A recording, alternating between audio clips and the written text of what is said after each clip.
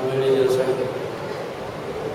اب میں بغیر کسی تاخیر تمہید کے شعرا بیان مقرر حضرت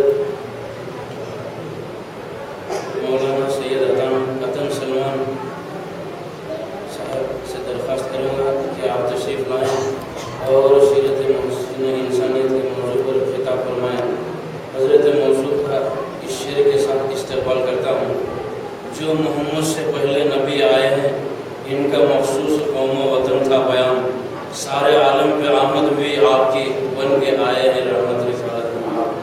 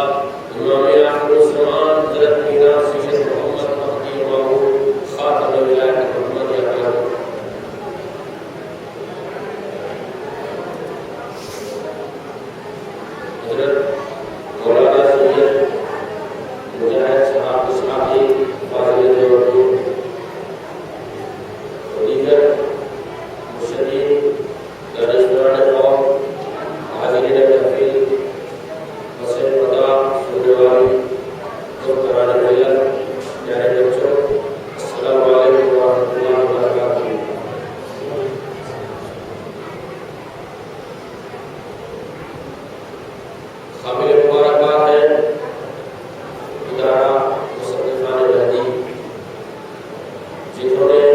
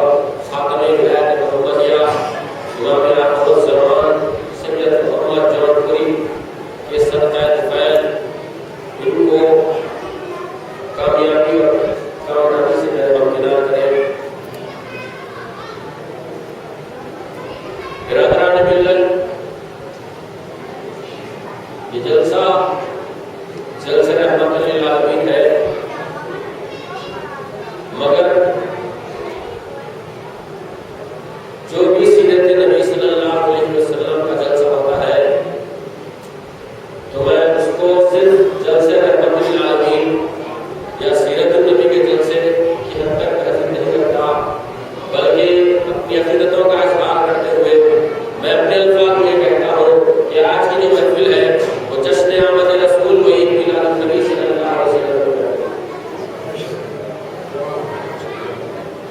برادران ملت، یہ ماہ پاک ربیع الاول شریف کا پیارا پیارا مہینہ ہے۔ اس کی 12 تاریخ کو حبیب کبریا یوم الانبیاء، بے کسوں کے کس، بے بسوں کے بس، بے سہاروں کے سہارا، بے چاروں کے چارہ، یتیموں کے حامی، غریبوں کے والی، شفیع المذنبین، رحمت للعالمین، تاجدار عرب و عجم، فخر آدم و بنی آدم، احمد مصطفیٰ محمد مصطفیٰ صلی اللہ علیہ وسلم جل وعلا۔ ربیع الاول کے معنی ہے پہلی بہار، یعنی سرکار دو عالم صلی اللہ علیہ وسلم کی آمد سے دنیا کی ضرورتوں کا صفایا ہوا۔ سرکار دو عالم صلی اللہ علیہ وسلم کی جذبہ افروزی صرف مکے والوں کے لیے نہیں بلکہ کائنات کے ذرے ذرے کے لیے باعث رحمت ہوا۔ برادران ملت، اللہ تبارک و تعالی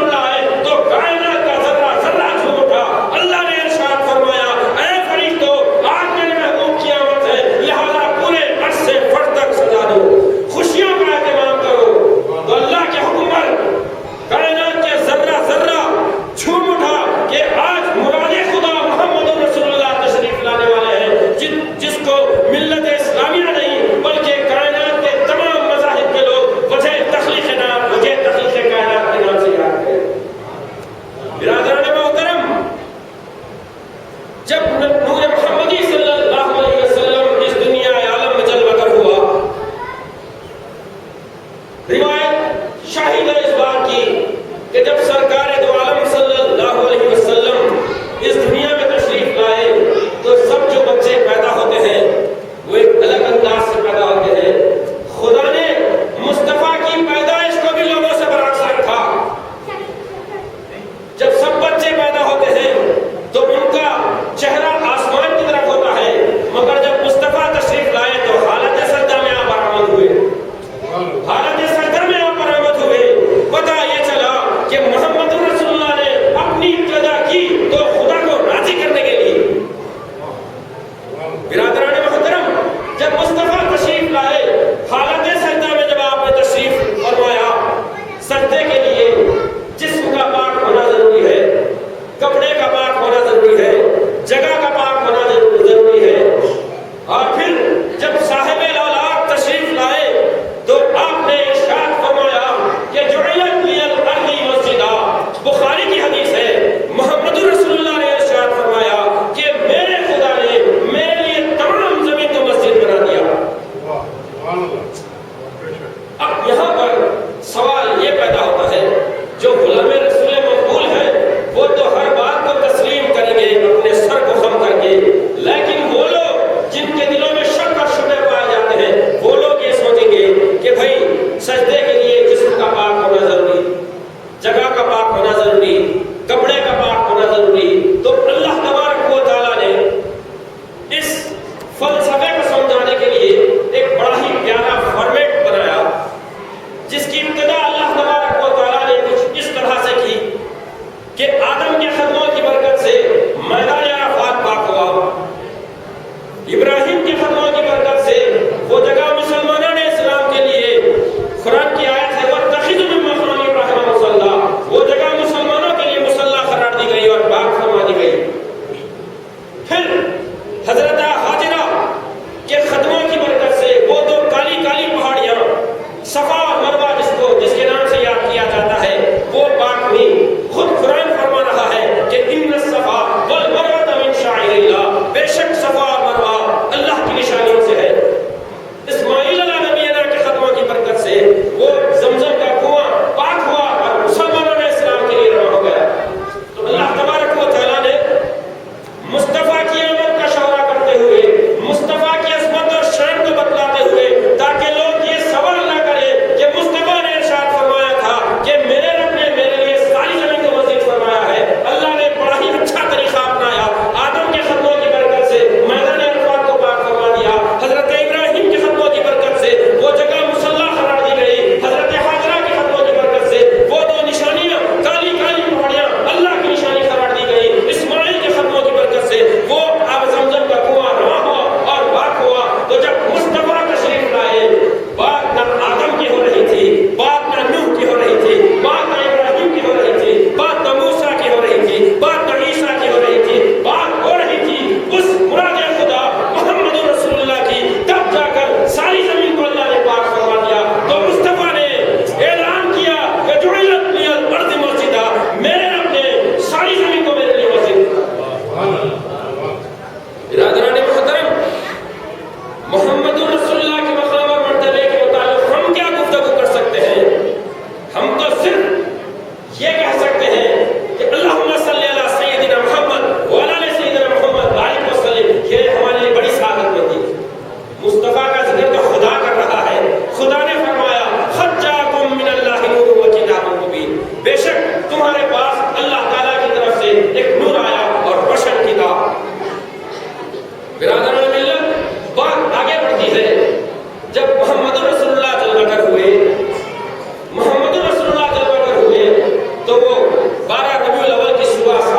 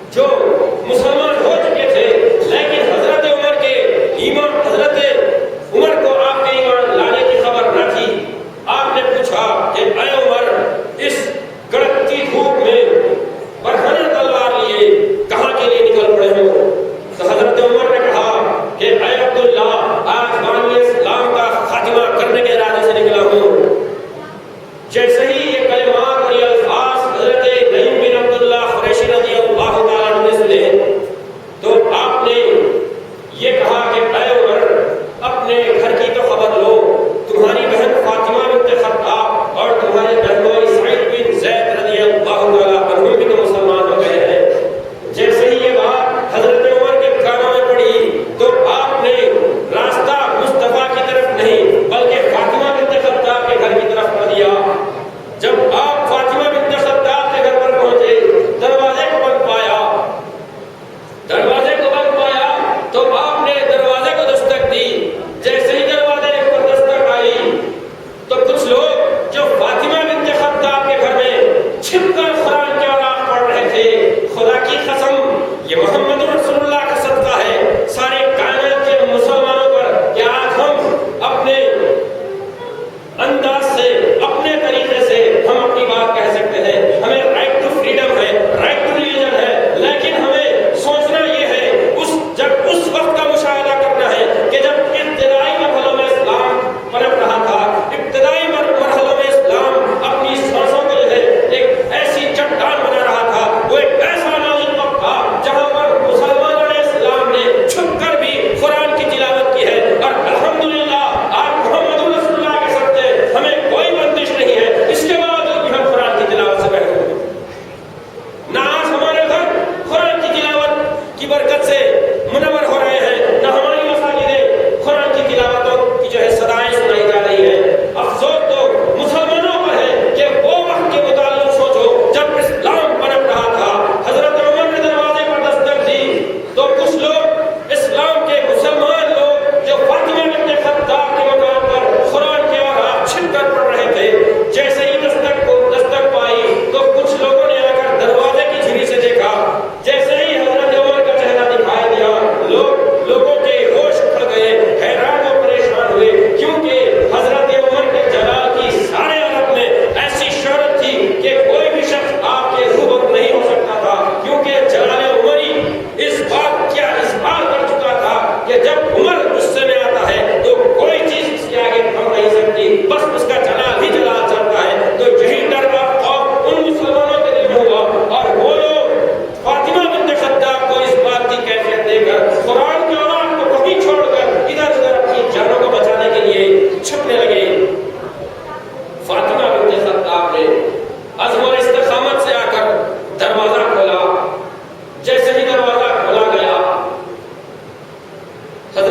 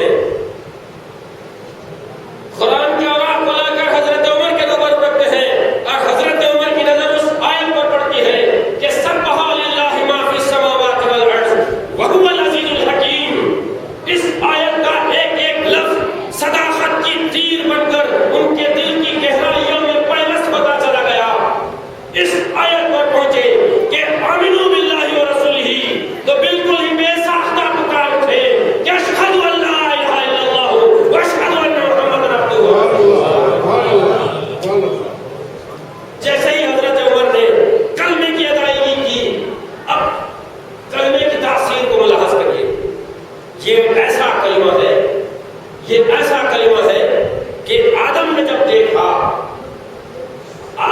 دیکھا اس کلمے کی تاثیر اور کیفیت مختلف ہے. جب آدم نے عرش پر ایک کلمہ لکھا ہوا دیکھا، ابھی آدم کو خبر نہ تھی کہ وہ کیا ہے. آدم نے صرف خدا سے سوال کیا کہ اے مولا، عرش پر میں دیکھ رہا ہوں کہ کلمہ ہے لا الہ الا اللہ محمد رسول اللہ. خدا کی قسم لوگ یہ کہتے ہیں کہ محمد رسول اللہ کا معجزہ آپ کی زندگی سے شروع ہوا.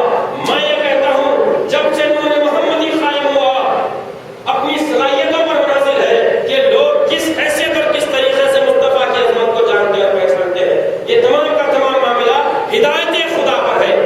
تو حضرت آدم چونکہ ابو البشر ہیں، سب سے پہلے آپ کو اللہ تبارک و تعالیٰ نے دنیا میں مبعوث فرمایا.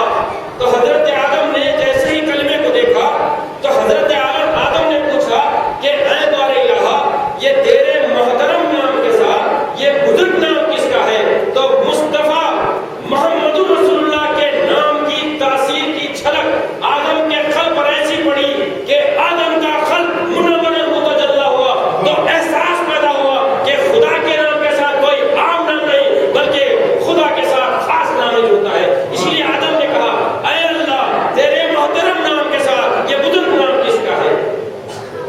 برادران ملت، غور طلب بات یہ ہے کہ جب حضرت عمر رضی اللہ تعالیٰ عنہ نے کلمہ پڑھا، کلمے کی تاثیر دیکھیے، آپ نے فوراً اپنی بہن کو کہا وہ عمر جو مصطفیٰ کو اپنی تلوار سے معذاللہ قتل کرنے کے لیے آئے تھے، ابھی مصطفیٰ کے روبرو نہ ہوئے، صرف نام مصطفیٰ زبان سے لیا تو آپ خود مصطفیٰ کے نام سے ایسے قتل ہوئے کہ فاطمہ بنت خطاب کو یہ کہتے ہیں کہ اے فاطمہ، مجھے بتلانا کہ محمد رسول اللہ صلی اللہ علیہ وسلم کہاں پر جلوہ ہو.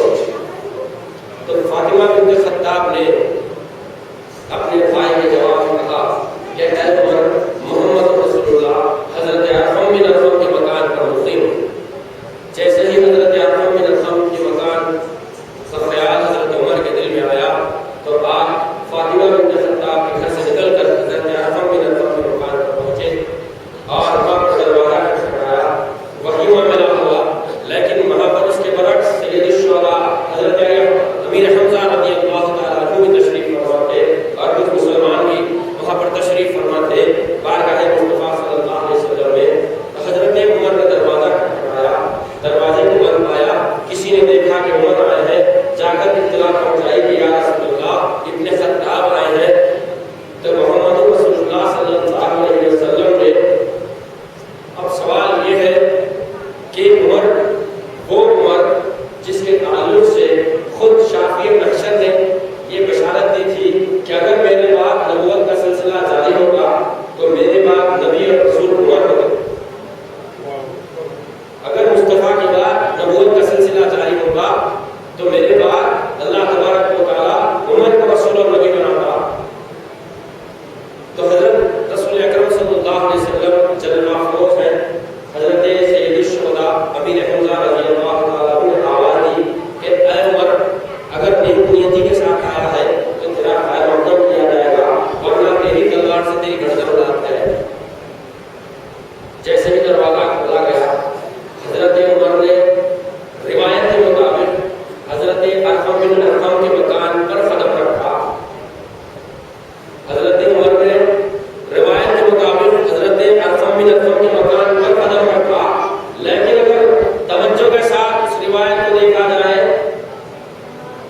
توجہ کے ساتھ اس روایت کو دیکھا جائے تو بات سمجھ میں آ جاتی ہے. جن کے سینے کھلے ہوئے ہیں ان کو روز روشن کی طرح بات سمجھ میں آ جاتی ہے کہ ایک ولی، ایک اللہ کا دوست جو صرف اور صرف ولایت حاصل کیا ہوا ہو، اگر اس کی مرقد مبارک پر کوئی مسلمان چلا جائے تو وہ یہ سمجھتا ہے کہ اس جگہ پر خدا کی رحمت کا نزول ہے، تو گویا میں وہاں پر حاضری دے کر اس رحمت کا حصول کر رہا ہوں. تو صرف مصطفیٰ کی امت کے ولی کا یہ مقام ہے کہ جہاں پر وہ زندہ نہیں، صرف اس کی منقاد ہو تو رحم اور کرم ہو رہا ہے، رحمانیت نچھاور ہو رہی ہے، رحمتوں کا نزول ہو رہا ہے. تو جہاں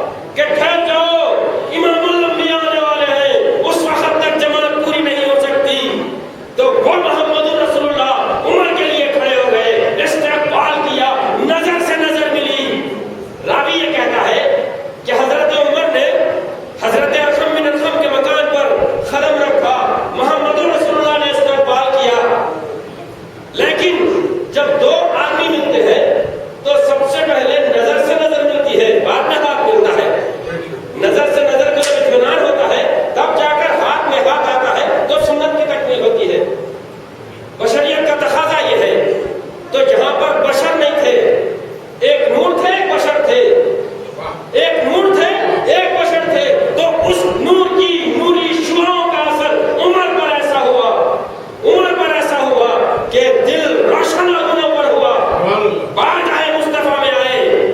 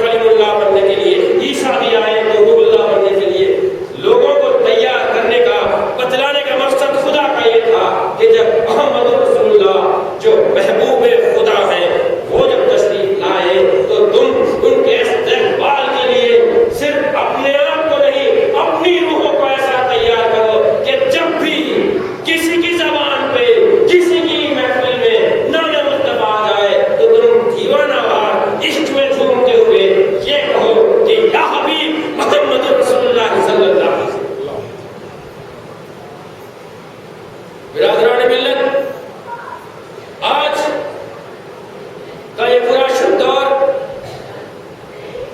میلاد مصطفیٰ کی محافل پر، جشن میلاد النبی صلی اللہ علیہ وسلم کی محافل پر یہ اعتراض کرتا ہے کہ مسلمانوں میں نیا رنگ پایا جا رہا ہے، جھنڈیاں بھی لگائی جا رہی ہیں، جشن کا بھی اہتمام ہو رہا ہے، یہ جو کچھ بھی ہو رہا ہے خدا کی مرضی سے ہو رہا ہے۔ کائنات کا ذرہ ذرہ خدا کے فضل کا محتاج ہے۔ خدا جب تک نہ چاہے ایک چمٹی بھی اپنی جگہ سے ہل نہیں سکتی، ایک کنکر بھی اپنی جگہ سے ہل نہیں سکتا۔ یہاں تو غلامان مصطفیٰ جشن آمد رسول وہی میلاد النبی صلی اللہ علیہ وسلم کا بڑا ہی عظیم مجموعہ اور اجتماع کر رہے ہیں، تو یہ جو بھی ہو رہا ہے خالق کائنات کی مرضی سے ہو رہا ہے۔ خود رب تبارک و تعالیٰ نے اس بات کا اعلان فرما دیا، تمہاری عقلوں پر غفلت کے پردے ہیں، اس لیے تم کلام الہی کی برکت سے نہ واقف ہو، نہ تمہیں فیض ہے نہ تمہیں صدقہ ہے، نہ تمہیں فیض ہے نہ تمہیں صدقہ ہے، تم اعتراض کرتے ہو کہ یہ جشن کیسا۔ خود خدا فرما رہا ہے والضحیٰ، سورہ والضحیٰ کی سیکنڈ لاسٹ آیت میں وَعَمَّا بِنِعْمَتِ رَبِّكَ فَحَدِّثْ، یعنی اور جو کچھ بھی نعمت تمہیں تمہارے خدا کی طرف سے نصیب ہو تم اس کے خوب چرچے کرو۔ پتہ یہ چلا کہ ایک معمولی نعمت کا اظہار اور خوشی کرنے کی اللہ میں اجازت دے رہا ہے، جو تمام خوشیاں اس نبی محترم، یہ تمام نعمتیں ایسی نعمت کے صدقے میں ہمیں میسر ہوئے جس کے تعلق سے اللہ نے فرمایا قَدْ جَاءَكُم مِّنَ اللَّهِ نُورٌ وَكِتَابٌ مُّبِينٌ، بے شک تمہارے پاس اللہ کی طرف سے ایک نور آیا اور روشن کتاب۔ تو خود رب تبارک و تعالیٰ نے اس بات کا اعلان فرما دیا، یہ وَعَمَّا بِنِعْمَتِ رَبِّكَ فَحَدِّثْ، یعنی جو کچھ بھی نعمت تمہیں اپنے رب کی طرف سے ملے اس کے خوب چرچے کرو۔ پتہ یہ چلا رمضان میلاد مصطفیٰ کا صدقہ، شعبان میلاد مصطفیٰ کا صدقہ، رجب میلاد مصطفیٰ کا صدقہ، صبح ملی تو مصطفیٰ کا صدقہ، رات ملی تو مصطفیٰ کا صدقہ، خاندان ملا تو مصطفیٰ کا صدقہ، اہل و عیال ملے تو مصطفیٰ کا صدقہ، باپ ملا تو مصطفیٰ کا صدقہ، بیٹا ملا تو مصطفیٰ کا صدقہ، ماں ملی تو مصطفیٰ کا صدقہ، بیٹی ملی تو مصطفیٰ کا صدقہ۔ کائنات کی کوئی ایسی شے نہیں جو مصطفیٰ کا صدقہ نہ ہو، تمام کا تمام روئے زمین کا ماحول اور معاملہ مصطفیٰ کا صدقہ ہے، تمام کے تمام صدقے مصطفیٰ کے مل رہے ہیں، نعمتیں مصطفیٰ کے صدقے میں مل رہی ہے، تو پھر جو نعمت سے بھلا کر نعمت ہے اس کا جشن کرتے ہیں تو اعتراض کیسا؟ برادران ملت، یہ کہاں خدا کرنے والی بات ہے، یہ تو فرد امت کہاں خدا کرنے والی بات ہے، اور یہ محبت رسول کا تقاضا یہ ہے کہ خود قرآن میں واضح طور پر حضرت عیسیٰ علیہ نبی کا واقعہ موجود ہے جو قرآن نعمت کے نام سے موسوم ہے۔ حضرت عیسیٰ روح اللہ جو العزم پیغمبروں میں گنے جاتے ہیں، آپ کے حواریوں نے آپ کے روبرو اس بات کا اظہار کیا کہ اے عیسیٰ روح اللہ